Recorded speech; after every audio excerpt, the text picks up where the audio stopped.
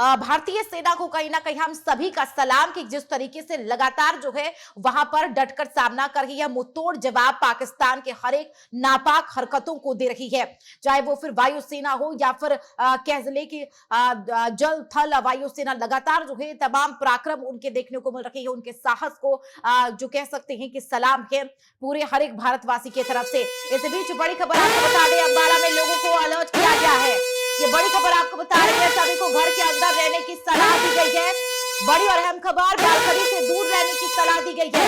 देखिए सायरन बज रही है जिसकी वजह से डीसी अंबाला ने ये निर्देश जारी किए हैं। बाकायदा वायुसेना से संभावित हमले की चेतावनी मिली है। अंबाला में लोगों को अलर्ट किया गया है। हमारे सहयोगी अमित लगातार न्यूज रूम से लाइव बने हुए हैं। अमित देखिए तमाम जगहों पर सायरन बज रही है, वायुसेना लगातार अलर्ट भी कर रही है। अब अंबाला की बात कर ले तो वहां पर भी सायरन बजाया जा रहा है। डीसी अंबाला ने अलर्ट किया है और साथ ही ये लोगों को कहा है कि आप घर से निकले हो सके तो आप बालकनी में भी निकलने से बचे।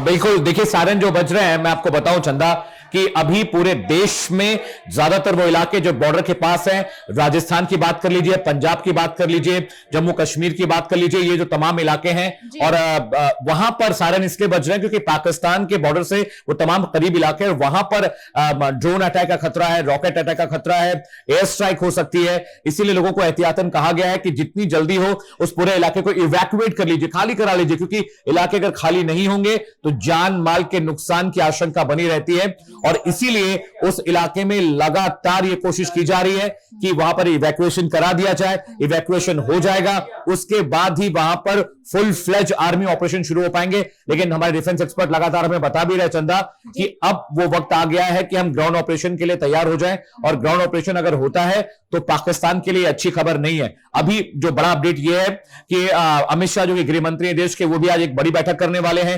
राजनाथ सिंह साउथ ब्लॉक में तीनों सेनाओं के प्रमुखों के साथ एक बैठक कर रहे हैं। वहां पर RS अजीत डोभाल है, वहां पर CDS जो है chief of defence staff Sinha साहब वहां पर मौजूद हैं।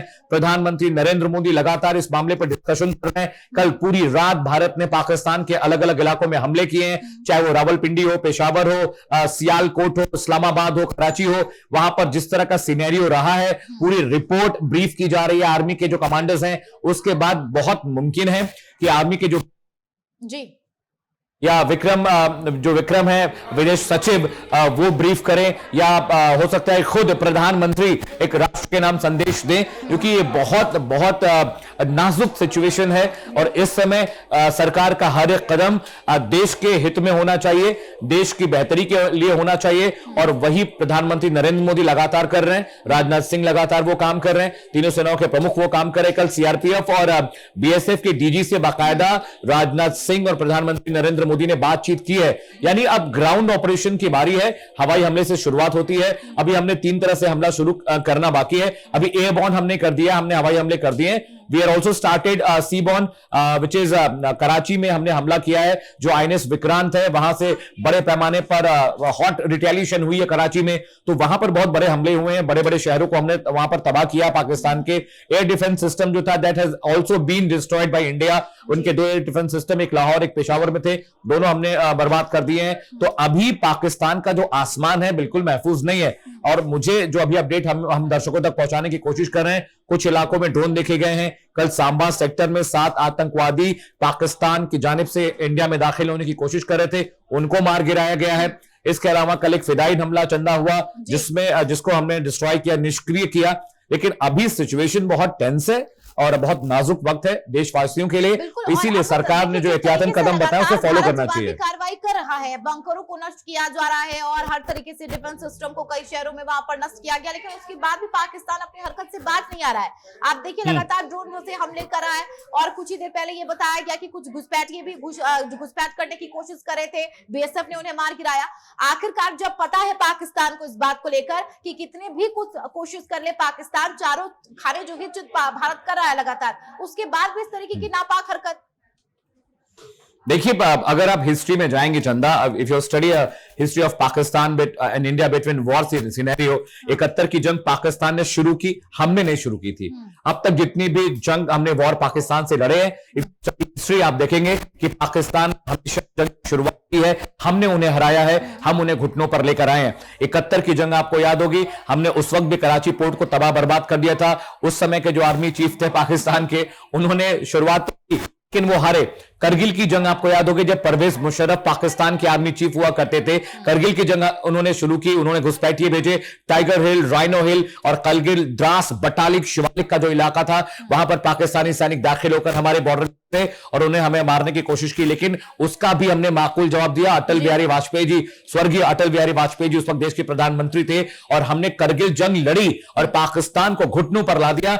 उसकी शुरुआत भी पाकिस्तान ने की थी, 71 की जंग की शुरुआत भी पाकिस्तान ने की थी और इस बार भी act of war has also been started by Pakistan only, क्योंकि उन्होंने हमारे घर में घुसकर आतंकवादियों ने हमारे लोगों को, हमारे भाइयों को, हमारी बहनों को मारा है, जिसका बदला हम ले रहे हैं। तो इस बार भी पाकिस्तान को हम घुटनों पर लाकर रखेंगे, क्योंकि हमारी एक दिन की स्ट्राइक में पाकिस्तान की हवा खराब हो गई है, बिल्कुल उनका एयर डिफेंस सिस्टम खत्म हो गया है, उनके जो रडार सिस्टम थे वो हमने डिस्ट्रॉय कर दिए हैं, उनके JF-17 हमने डिस्ट्रॉय किए हैं। आर्थिक तौर पर चोट पहुंचाने की भारत ने पूरे तरीके से कोशिश की है और जाहिर सी बात है कि हमें कहा भी जा रहा है कि अगर वॉर पूरे तरीके से होता है तो अगर इकोनॉमी के स्तर पर देखें तो पाकिस्तान को उठने में दशकों लग जाएंगे अगर इस तरीके की स्थिति रही तो। चंदा, माफी चाहता हूं, मैं आपका सवाल नहीं सुन पाया।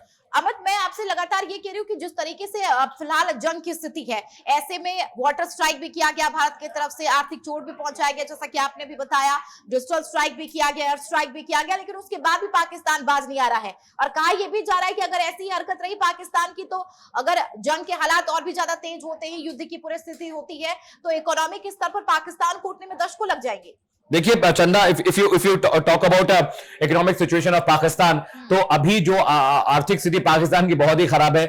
वहां लोगों को राशन नहीं दे पा रहे हैं, वो वहां पर लोगों को खाना मुहैया नहीं करा पा रहे, दवाइयां नहीं है, हथियार के लिए पैसे नहीं है, वहां के टैंक्स और फ्यूल्स में वहां के टैंक्स और जो फाइटर जेट्स है उनमें ATF नहीं है, तो वो अपने देश को चला नहीं पा रहे हैं। वो किस तरह से हमारे साथ खड़े होंगे? और अभी जो डिफेंस एक्सपर्ट्स है जो हम बात कर रहे हैं, दे आल्सो ब्रीफिंग कि Pakistan can only survive for a couple of days, एक हफ्ते से ज्यादा वो हमारे साथ लगातार अगर जंग शुरू होती है तो हमारे सामने टिक नहीं सकते।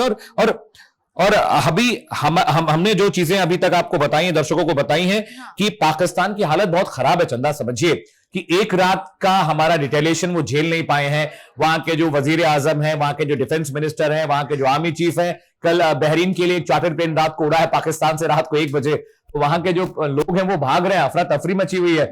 आप सोचिए कि एक सेना प्रमुख अपना देश जंग के वक्त छोड़ के भाग रहा है, तो वहां पे क्या आखिर किस तरह के सिचुएशन आप समझेंगे? वहां के वजीर आजम, के विदेश मंत्री, वहां के डिफेंस मिनिस्टर सब देश छोड़ के भाग रहे, जनता को निरीह छोड़कर। तो जिस देश की डॉक्ट्रिन यानी हाइपोथेसिस पॉलिटिकल पॉलिसी इस तरह की है कि आप अपने लोगों के साथ नहीं खड़े, वो किसी देश के साथ कैसे जंग लड़ सकता है? पहले खाना इकट्ठा कर लीजिए, पानी इकट्ठा कर लीजिए, अपने लोगों की आमद दरामद को देख लीजिए, उसके बाद आगे बढ़िए। मुल्क के लिए, अपने हिफाजत के लिए खड़े, लेकिन वो भी वहां पर भाग रहे, वो भी डरे हुए भारत के इस हमले को लेकर। चंदा, आप सवाल प्लीज दोहराइएगा अपना, मैं सुन नहीं पाया। चूंकि जैसा कि आपने कहा और लगातार जो है पाकिस्तान की हालत बेहद खराब है, आर्थिक स्थिति पहले से ही खराब है, लेकिन उसके बाद भी नापाक हरकतों को अंजाम दे रहा है। अगर वहां पर लाहौर की बात कर ले, लाहौर में ये भी खबर सामने आई कि वहां पर जो जवान थे वो भी लगातार जो है वहां पर उस जगह को छोड़कर भाग रहे, क्योंकि उन्हें पता है कि भारत को उकसाया गया है। अब भारत उन्हें बिल्कुल चंदा, मैं आपको बताऊं कि पाकिस्तान की जो कथनी करनी है उसके बारे में अगर आप बात करें, मैं आपको बताऊं पाकिस्तान के यहां जो सिचुएशन अभी है, वहां पर अभी कोई भी देश को संभालने वाला नहीं बचा है। आर्मी सिर्फ जो हॉटलाइन से कमांड जा रही है उसके हिसाब से रिएक्ट कर रहा है। अब पाकिस्तान पूरी दुनिया में हाथ जोड़कर विनती कर रहा है कि भारत को समझाइए, भारत से कहिए कि अब वो रिटेलिएशन ना करे, भारत को समझाइए।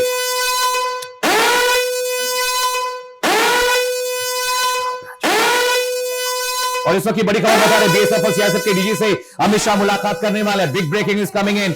मौजूदा हमले की जानकारी लेने के लिए अमित शाह अब उनसे एक बैठक करने वाले हैं, बातचीत करने वाले हैं। उधर साउथ ब्लॉक में एक बड़ी बैठक चल रही है और इधर 12:30 बजे गृह मंत्री अमित शाह बड़ी बैठक करने जा रहे हैं। इस वक्त की बड़ी खबर, वॉर ब्रेकिंग आपको बता रहे हैं। बीएसएफ और सीआईएसएफ के जो डीजीज हैं, कल रात को भी उनसे बातचीत राजनाथ सिंह ने की थी और आज गृह मंत्री अमित शाह उनके साथ एक बड़ी बैठक करने जा रहे हैं। मौजूदा हमले की जानकारी लेंगे, पूरा ब्यौरा लेंगे कि कल रात को जिस तरह से रिटेलिएशन हमने किया है उसके बाद से अभी वहां सिचुएशन किस तरह की है।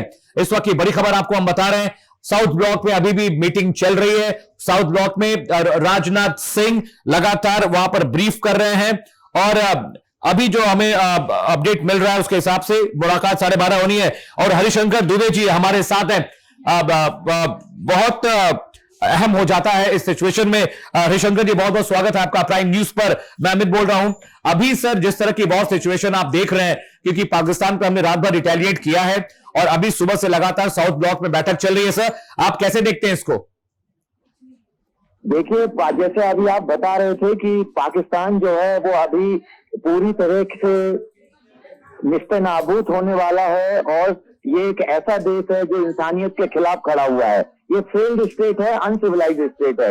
जैसा आप बता रहे हैं कि उनकी जो सेना जिनको कि उसके देश की रक्षा करनी चाहिए, वो देश का प्रशासन शासन देख रही है और उनके युवक जो सिविल बच्चे हैं उनको ट्रेंड करके, उनका ब्रेन वॉश करके उनको टेररिस्ट बना के बॉर्डर पे भेज रही है लड़ने के लिए। तो ये मैं समझता हूँ कि बिल्कुल पाकिस्तान के लिए बहुत ही खराब समय आ गया है उसका और उसके टुकड़े होना निश्चित है। भारत में भी जो है अभी इस तरह से जो अपने जो कदम उठा रहा है उसमें सारा जो हमारा मनोबल है भारतीयों का वो बहुत हाई है, क्योंकि 22 अप्रैल की घटना अभी इतने जल्दी भारत भूलने वाला नहीं है। जी हरिशंकर जी, अभी जो जिस तरह की सिचुएशन भारत पाकिस्तान के बीच में चल रही है, आप भी लगातार इसको मॉनिटर कर रहे होंगे सर। हमने कल रात को रिटेलिएशन किया है तो पेशावर, रावलपिंडी, इस्लामाबाद, कराची, सियालकोट वो इलाके हैं जहां पर सर हमने बड़ी हैवी रिटेलिएशन की है। उनके डिफेंस सिस्टम को हमने तबाह बर्बाद कर दिया है। 71 की जंग के बाद पहली बार आए विक्रांत ने भी कराची में हमला किया है। तो अभी जिस तरह की सिचुएशन सर आप देख रहे हैं उसके हिसाब से पाकिस्तान का अगला मूव क्या होगा या इंडिया स्ट्रैटेजिकली किस तरह से आगे बढ़ेगा सर? देखिए, पाकिस्तान का तो बेटर यही है कि वो इसको एस्केलेट ना होने दे पूरे वार को। ये शायद जो दूसरे देश जो हैं उसके मित्र देश हैं वो भी उसको यही समझा रहे होंगे, मगर ये सिर्फ गाजी और सिर्फ ये गजनी, ये दिमाग के लोग हैं, इनके जो मिलिट्री जनरल्स हैं, इन्हें ये समझ में नहीं आ रहा है कि उनकी जिम्मेदारियां क्या हैं। तो वो तो एस्केलेट करेगा और करेगा तो भारत उसके लिए तैयार है। अब हमारी नेवी ने पूरा अरब सागर में ब्लॉकेट कर रखा है और उस ब्लॉकेट से उसकी पूरी की पूरी इकोनॉमी, और हम तो चाह रहे थे कि वो कराची में जिस तरह अभी अपना आपने जो बताया कि विक्रांत वहां पर पहुंच रहा है क्लोज बाय, तो हमारे पास जो ब्रह्मोस मिसाइल्स हैं हम उससे लैस हैं और वो अच्छी लंबी दूरी की मिसाइल है हमारी जो पोर्ट को ऐसे भी बर्बाद कर सकती है।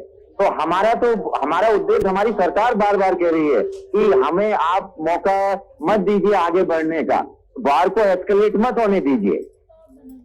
बिल्कुल सर, जैसा कि आप बता भी रहे हैं और बहुत एक बड़ा एक बिग पिक्चर की बात करें, let's talk about a big scenario.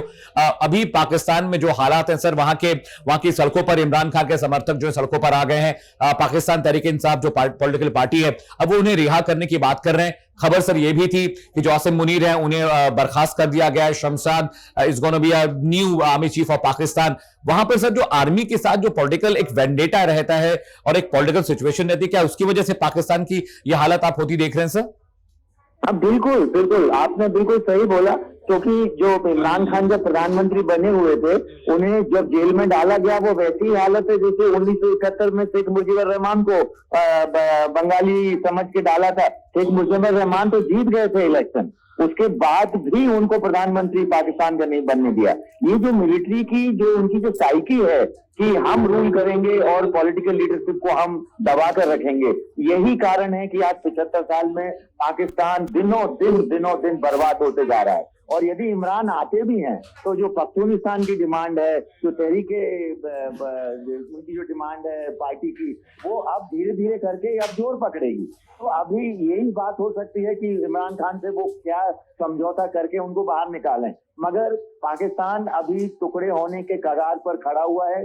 Balochistan अलग तरीके से क्या है, सिंध से अलग है उसमें, और पख्तूनिस्तान का अलग चल रहा है। तालिबान वैसे भी उनको सपोर्ट नहीं कर रहा है। ईरान से उनके वैसे भी रिलेशन बहुत अच्छे नहीं है। वो शिया सुन्नी का झगड़ा उनका चलते रहता है, कभी वो फायर करते हैं कभी ये फायर करते हैं। तो मैं तो समझता हूँ कि पाकिस्तान को बर्बाद करने के लिए एकमात्र उनका संगठन है, वो है उनकी सेना। राइट सर, अभी जो खबर मिल रही है कि साउथ ब्लॉक में there is a meeting going on between Rajnath Singh and तीनों सेनाओं के जो प्रमुख है, सीडीएस आल्सो देयर, और एनएसए भी इस पूरे मामले को मॉनिटर कर रहे हैं। सर, अमित शाह भी जो सीआरपीएफ और बीएसएफ के डीजी है उनसे मुलाकात करने जा रहे हैं। क्या ये समझा जाए कि यहां से जो सिचुएशन सर बढ़ेगी, एस्केलेशन लैडर की बात करें, इंडिया ने अभी तक वॉर डिक्लेयर नहीं किया है, तो सर अभी किस बात का इंतजार हम कर रहे हैं? क्योंकि हमारे सिविलियन इलाकों में हमले कल रात को हुए हैं, जम्मू में ड्रोन से अटैक हुआ, रॉकेट हमले हुए, F-16 was flying above Jammu, तो F-16 सर जम्मू के ऊपर उड़ रहा है, तो अभी हम किस बात का वेट कर रहे हैं? हाँ, अभी क्या है कि डिक्लेरेशन ऑफ वॉर एक बहुत सीरियस बिजनेस होता है। अभी हमने यदि फुल फ्लेजेड वॉर डिक्लेयर किया है, national emergency is a very different all together, देश का कंसेप्ट ही अलग है वो। अभी जो आप बता रहे हैं कि जो सीआरपीएफ बीएसएफ की जो हो रही है, मीटिंग्स हो रही है, ये इसलिए भी हो सकता है कि क्योंकि वो टेररिस्ट भेजेगा, और टेररिस्ट जब भारत में घुसेंगे तो वो कहाँ जाएंगे छुपेंगे? वो जंगलों में छुपेंगे। तो जंगलों में यदि हमारा enough number of CRPF BSF battalion यदि रहती हैं उन जंगलों के अंदर, तो उनको वहाँ छुपने की कोई जगह नहीं मिलेगी, और वो नाकाम रहेंगे। यही तो पाकिस्तान चाह रहा था कि हम ऐसा इन्फिल्ट्रेट करके और फिर मिलिट्री इंस्टॉलेशन पे हम उनसे अटैक कराएं। तो जो मीटिंग हो रही है ये हमारे पॉलिटिकल विल को दर्शाती है। होम मिनिस्ट्री और जो डिफेंस मिनिस्ट्री का जो कोऑर्डिनेशन है बहुत ही शानदार तरीके से अभी आगे बढ़ रहा है, जो शायद 1971 की लड़ाई से और भी बेटर है। तो वो जो आप बता रहे हैं कि F-16 फ्लाई कर रहा है, एयर स्पेस वायलेशन तो हो रहा है, बट डिक्लेरेशन ऑफ वॉर क्योंकि हम 6-7 दिन तक देख सकते हैं, क्योंकि पाकिस्तान की औकात नहीं है कि 7 या 8 दिन के बाद वो इस तरह के युद्ध को भी झेल पाएगा, क्योंकि उसकी वाटर स्ट्राइक जो हमने की है उससे उसका सिंधु नदी का जो एक हमने जो वो किया है, ब्लॉकेट किया है, वो उसकी लाइफ लाइन है। और दूसरा कराची एयरपोर्ट, यदि कराची एयरपोर्ट पे उसके कोई आवक जावक खत्म ही हो जाएगी तो पूरी इकोनॉमी उसकी कोलैप्स हो जाएगी, तो वो कितने दिन सरवाइव कर पाएगा? हमें नेशनल इमरजेंसी डिक्लेयर के बगैर हमारी गवर्नमेंट का विल इतना स्ट्रांग है और देशवासी इतने सजग हैं और उसका सहयोग दे रहे हैं, उनका मनोबल इतना है कि हम ऐसे ही लड़ पा रहे हैं। आज तीसरा चौथा दिन है, तो अभी शायद टाइम लगेगा, और हम ऐसा लगता है कि पाकिस्तान ये बात मान लेगा कि अभी हमें एस्केलेट नहीं करना चाहिए और इस युद्ध को कम करें, उसको उसकी जो इंटेंसिटी है उसको कम रहने दें। Point taken sir. इस बीच सर मैं रोक रहा हूं, बड़ी खबर है पाकिस्तान और तनाव के बीच अभी की बड़ी खबर है कि मैसिव ब्रेकिंग आ रही है। भारत पाकिस्तान तनाव के बीच आईपीएल मैच को स्थगित कर दिया गया है। इस वक्त की बड़ी खबर आपको बता रहे हैं, इंडियन प्रीमियर लीग को स्थगित कर दिया गया है। कल धर्मशाला में मैच चल रहा था, जिस मैच को कल रात को अचानक रोका गया है, और अब बड़ी खबर है कि बीसीसीआई ने आईपीएल मैच को स्थगित कर दिया है। इस वक्त की बड़ी खबर आपको बता रहे हैं, भारत पाकिस्तान के बीच बढ़ते तनाव को देखते हुए बीसीसीआई ने अब आईपीएल मैच को स्थगित कर दिया है। इस वक्त की बड़ी खबर बताएं, यह सीजन जो आईपीएल का है उसे सस्पेंड कर दिया गया है, स्थगित कर दिया गया है, क्योंकि लगातार अब सिचुएशन इंटेंस हो रही है। कल धर्मशाला में आईपीएल का मैच चल रहा था, रात में आनंद फानंद में फ्लड लाइट्स को बंद किया गया, सभी खिलाड़ियों को सुरक्षित जगह पर भेजा गया, सभी से कहा गया कि अपने घरों को लौट जाएं। और अब देखिए बड़ी खबर आ रही है कि बीसीसीआई ने आईपीएल मैच बंद कर दिए हैं। उन्होंने कहा कि अब ये मैच नहीं होगा, फैसला सुरक्षा के मद्देनजर बीसीसीआई ने लिया है। हरिकिशोर दुबे जी मेरे साथ हैं, डिफेंस एक्सपर्ट। सर मैं आपसे एक समझना चाह रहा था बात कि ग्राउंड ऑपरेशंस की बात करें, क्योंकि सर सबसे पहला जो अटैक है वो एयरबॉर्न होता है, वो हमने कर दिया है, ड्रोन और मिसाइल के अटैक हम भी कर रहे हैं। सर ग्राउंड ऑपरेशन को लेकर अगर आप समझा पाए दर्शकों को कि ग्राउंड ऑपरेशन की शुरुआत हो चुकी है या अभी होनी बाकी है?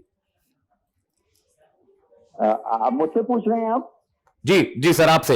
हाँ, उसके पहले जो बता दूं कि जो आपने आईपीएल की बात की थी, ये जो बीसीसीआई का जो एक रवैया है इस देश में, मैं जब आप बुरा मत मानिए उस चीज का, जिन लोगों ने वो बीसीसीआई को हीरो बनाया है, जिन क्रिकेटर को हीरो बनाया है, ऐसे कैसे कितने ऐसे इंसिडेंट हुए हैं जहां पर क्रिकेट चलते रहा है और हमारे देशवासी मरते रहे हैं। आपने जो आईपीएल के बारे में 2-4 लाइनें बोली है, मैं बिल्कुल उससे सहमत हूं कि जो ये भी लेट हो गया, और मैं समझता हूं कि पाकिस्तान के साथ बीसीसीआई ये अब संकल्प ले कि चाहे भारत हो या भारत के बाहर हो, किसी दूसरे देश में भी क्यों खेलें भाई। जब हमारा शत्रु देश है वो, जब हमारे देशवासियों को मार रहा है, तो क्रिकेट खेलने से और गजल गाने से क्या हो जाना है? कुछ नहीं होना, और हम बर्बाद ही हो रहे हैं उससे। तो बीसीसीआई कोई इतना गरीब संगठन भी नहीं है, और कई देश हैं जिनके साथ क्रिकेट हम खेल सकते हैं। बस मैं इतना कहना चाह रहा था कि क्रिकेट पाकिस्तान के साथ 100% बंद होना चाहिए इंडिया एंड आउटसाइड। अब रहा सवाल अपने कन्वेंशनल वार का, जो जमीनी वार का है, देखिए वार का कंसेप्ट बहुत बदल रहे हैं धीरे धीरे करके। कन्वेंशनल वार पहले हुआ करते थे जब राजा महाराजाएं लोग लड़ाई करते थे, आर्मी लड़ती थी, वो कन्वर्ट हुई नॉन कन्वेंशनल वॉरफेयर में, फिर आया टोटल वॉर।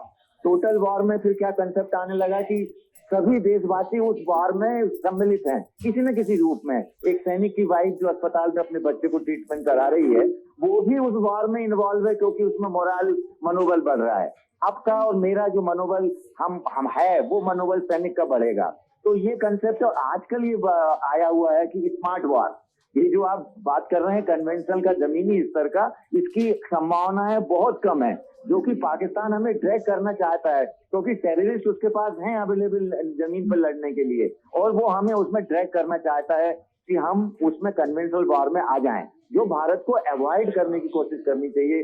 जितना उनका डिस्ट्रैक्शन हम इकोनॉमी का, जितना डिस्ट्रैक्शन उनकी मिलिट्री स्टेशन का, जितना डिस्ट्रैक्शन उनका हम उनके जो एयर डिफेंस सिस्टम का हम कर सकें by surface to air missile, surface to surface missile, वो करें तो बेटर है, क्योंकि वो ड्रैग करना चाहता है कन्वेंशनल वॉर में, जो कि बहुत ट्रेडिशनल वॉर है। आज के जमाने में आप देखिए पूरा अरब पिंक रेवोल्यूशन जो हुआ है, नेटो ने जो किया है, एक जवान उनका जमीन पर नहीं उतरा और पूरा अरब उन्होंने ध्वस्त कर दिया। ये वॉर है आजकल के स्मार्ट वॉर। जी, मॉडर्न वॉरफेयर की आप बात कर रहे हैं सर। कन्वेंशनल वॉरफेयर अब बहुत कम होता है, जैसा कि आप बता रहे हैं। सर, मैं एक बात समझना चाह रहा था आपसे कि जैसे कि आपने कहा कि अभी we have not declared it as a complete war, लेकिन जिस तरह से पाकिस्तान अभी भी रिटेलिएट सर कर रहा है, कल पूरा दिन आपने देखा बॉर्डर पर किस तरह की हरकतें पाकिस्तान करता रहा, रात भर हम सब ने जाकर रिपोर्टिंग की और रात भर हमले होते रहे। लेकिन सर एक पॉइंट ये भी है, मैं आपसे समझना चाह रहा हूं कि JF-17 का इस्तेमाल हुआ, F-16 का इस्तेमाल वो कर रहा है। अमेरिका ने ये बात सर बाकायदा लिख के एक चिट्ठी साइन की थी पाकिस्तान के साथ कि वो F-16 का इस्तेमाल भारत के खिलाफ नहीं करेगा, उसने किया है। यहां से how do you see it sir? बिल्कुल, वो उसने जो ये जो आपने पहला पॉइंट जो बताया है कि वो रात भर फायर करते रहा, क्योंकि वो देखिए जो जिसमें अच्छा होता है वो वही करेगा। They do not have any smart war system. They do not have digital war system. They do not have diplomatic. They do not have other strikes which they can do to with India, harm India. So वो उसको भी उसके पास terrorists are as good as their army soldiers. ये 1948 में जो आए थे वहां पे, जो घुसपैठिए आए थे, वो कुछ नहीं थे, वो भी यही तरह के लोग थे जो सिविल ड्रेस पहन के उनको ट्रेंड करके उन्होंने भेजा था।